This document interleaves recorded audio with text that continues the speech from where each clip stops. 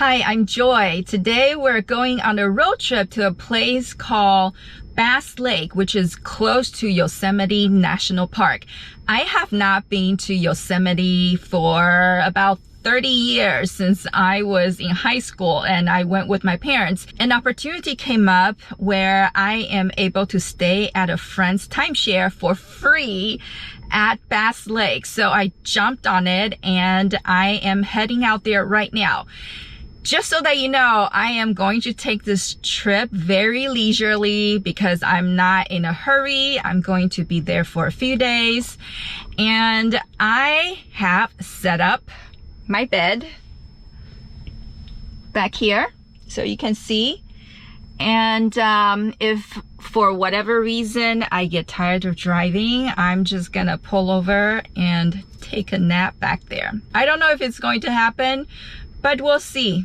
It's just nice to know that I have that option back there. So let's hit the road. I stopped at the Kettleman City Supercharger to charge up my car. This time, the lounge was open, so I went inside to look around and also grab some iced coffee for the road. I've arrived at the timeshare. There's actually still smoke blowing in from the creek fire as I was driving up.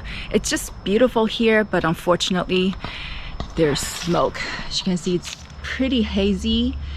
And if I show you the sun over there, kind of peeking through the trees, it is orange. So kind of sad that the fire is still burning. They said it's about 5 miles away from here, but it's been 49% contained, and tomorrow they're supposed to have a little drizzle, so hopefully it's gonna die down. Oh, and the funny thing is, when I was checking in at the front desk, they asked for my car's make and model, and I said I have a Tesla Model 3, and immediately two people at the front desk, they're like, oh, you know there are chargers nearby. I'm like, yes, I know there's a supercharger in Fish Camp. They're like, yeah, but there's also one at Oakhurst, which is a town over. They're like, it's in a Jack in the Box parking lot and you can go charge. And there's another one at the Best Western there. So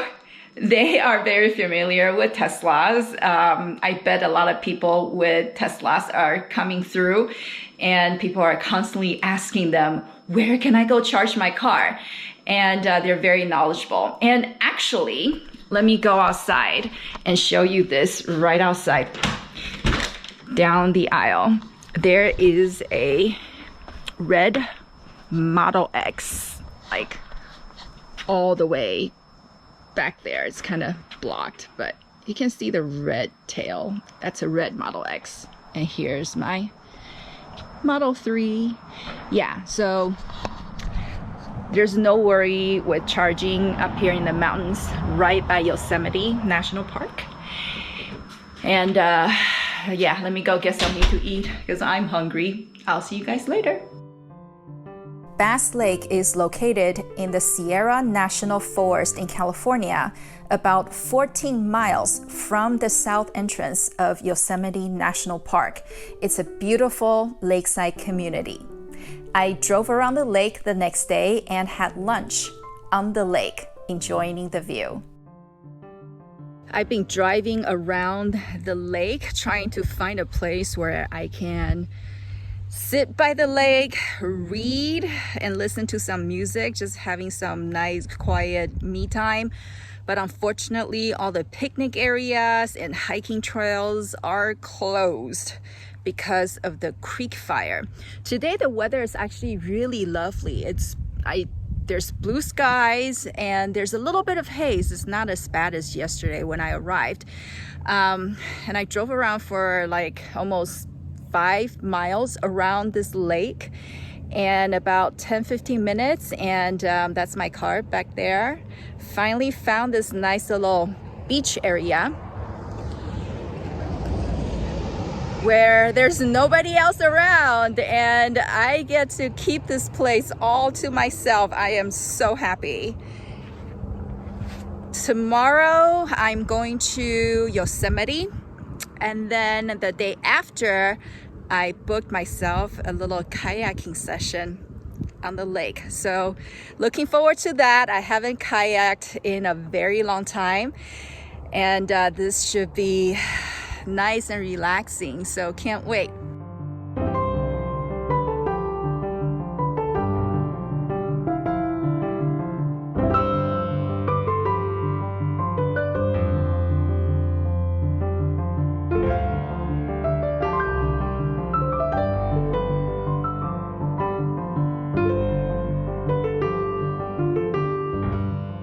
Good morning. Today I am heading up to Yosemite National Park, and I am supercharging right now at a place called Fish Camp, which is right before you enter the national park. There will be no more superchargers available, but I think they do have some level 2 charging at Yosemite if I need it. I don't think I do. I'm going to charge this up to 95%. It started at 20%, and I am actually the only person here at the supercharger. So right now it's charging at 143 kilowatt, which is almost at the peak 150, which is good.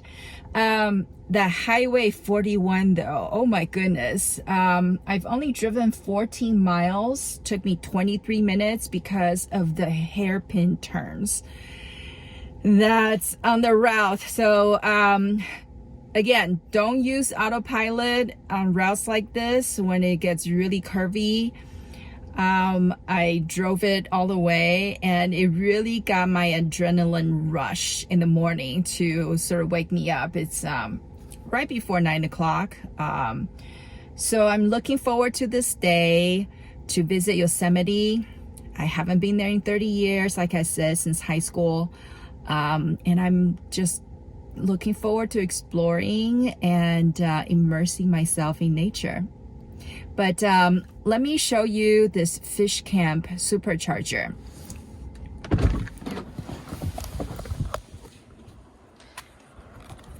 So I think there are 2, 4, 6, 8 chargers here. And this is right at the parking lot of a hotel. Starts with a T, forgot what it's called. I'll look it up and put that link down there. But what a wonderful, beautiful day. Fresh air, blue sky, chilly. It's like 53 degrees. I'm not used to it from Southern California. But I do have a warm jacket with me. So going to charge up another 40 minutes. And then we'll get to Yosemite. And while I am waiting for my car to finish charging, I'm just going to eat some leftover from last night. And I want to show you this little tray that I got from Amazon. It's not the best looking ones, but it's like one of the cheaper ones, like 20 bucks, 19 bucks versus the 70, 60, 50 bucks of trays. It works really well. I've been using it for the last couple months. And I'm just gonna eat some leftover pizza that I heated up before I left. Just to fuel up so that I can have the energy to do the rest of the drive. I will link the product information of this tray down in the description. So if you're interested, you can get one for yourself or look for similar ones on Amazon. While driving through Yosemite, I got a Tesla Wave from a Model X owner.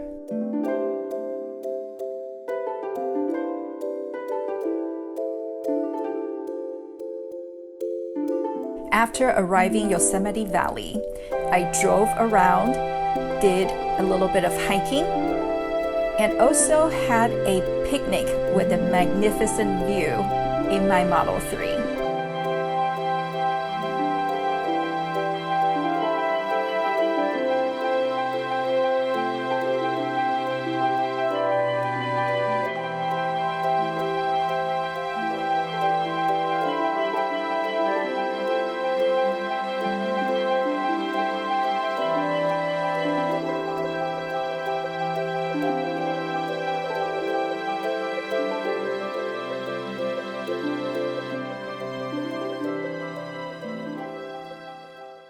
I had a fantastic time at Yosemite National Park yesterday. I hiked a few times, just the easy path, but I walked almost 10 miles yesterday. So I am super tired. My body's giving out, and I've got blisters on my feet. As you can see right now, I am in the back of my car. Today is just another beautiful day here.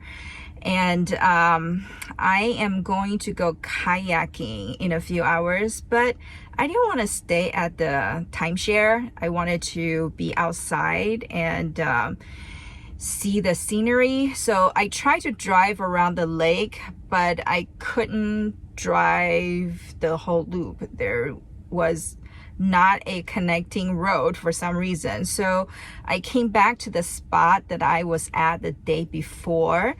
But this time I decided to stay in my car, and I parked my car facing toward the forest. So the back is facing toward the lake. Let me show you real quick. So this is my view from the back of my car.